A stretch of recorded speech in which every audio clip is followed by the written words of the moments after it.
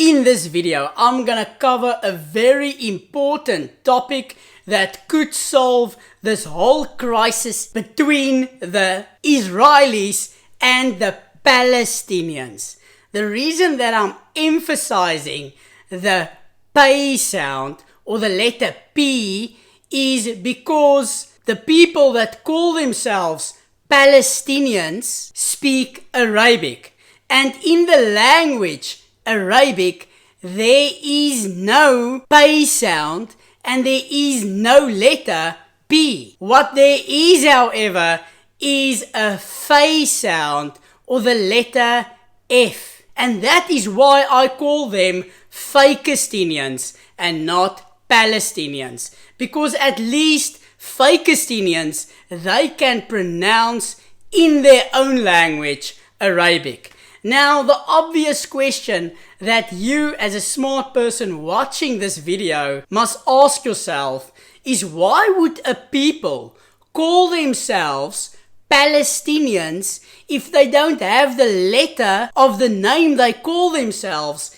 in their native language? Why would a people call their country Palestine if they don't have the letter P in their native language?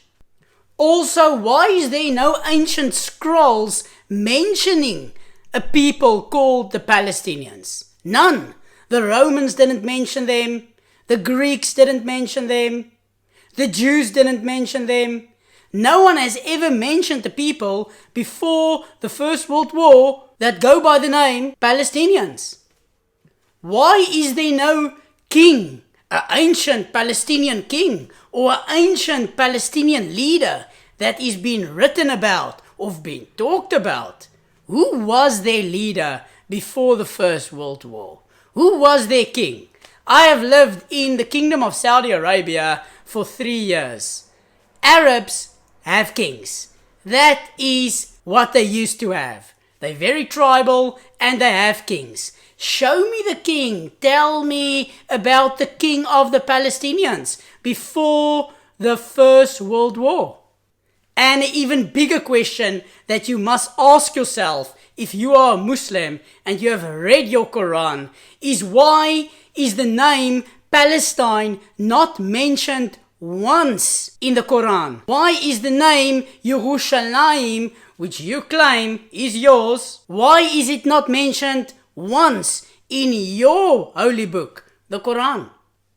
Why did one of your greatest leaders, Saladin, who united the Arabic world and conquered most of what is today Middle East, why did he ask the Jews to resettle their ancient homeland, he himself being a Kurd? I mean, one would think that if Saladin, one of the greatest military leaders of the Arab world that has ever lived, conquers the land of Israel, why would he not ask these ancient people, the Palestinians, to return to their ancient land and resettle Jerusalem? Why would he ask, as a Muslim, as a Kurd, why would he ask the Jews to resettle the land?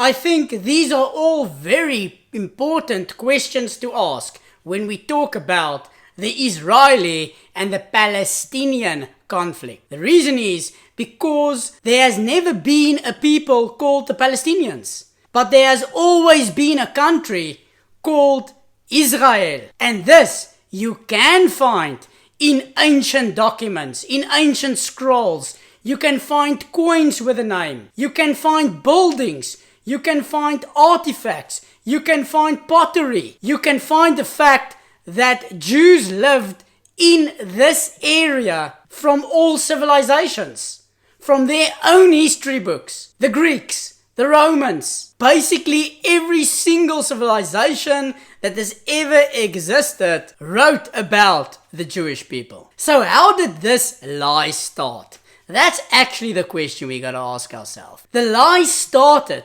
with Yasser Arafat, who took a page out of the book of Adolf Hitler Maximo, who said, if you tell a lie, big enough and often enough, eventually the people will believe it. And if you don't believe me, if you think what I'm telling you is Zionist propaganda or Jews making up stuff, do yourself a favor and Google. They are basically Arabs from Syria, Jordan, Saudi Arabia, from all over, who moved in after the destruction of the Ottoman Empire by France and Britain. Because the Jews returned to their ancestral homeland after World War I, when they first started to return, they created job opportunities, and Arabs moved in from the neighboring countries towards Israel to work here. And eventually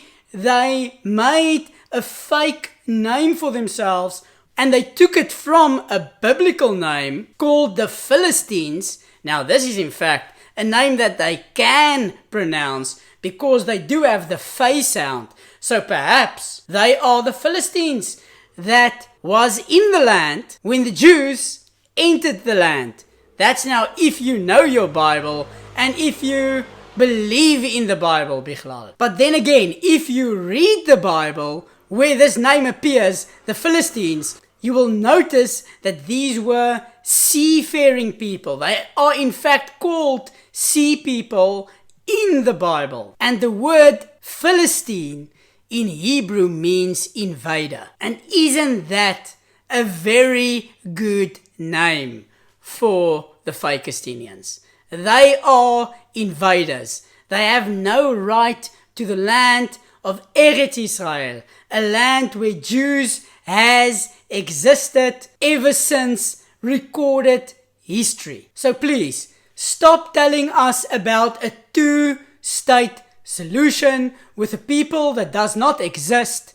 And I would be more than happy to hear any answers to my questions I asked in the comment section below. I will also put in the description of this video a final blow of Arabs, Muslims, that states clearly before the 1967 war that there is no such thing as Palestine or a Palestinian people, but that these are in fact Arabs from Saudi Arabia, Jordan, Iraq and Syria.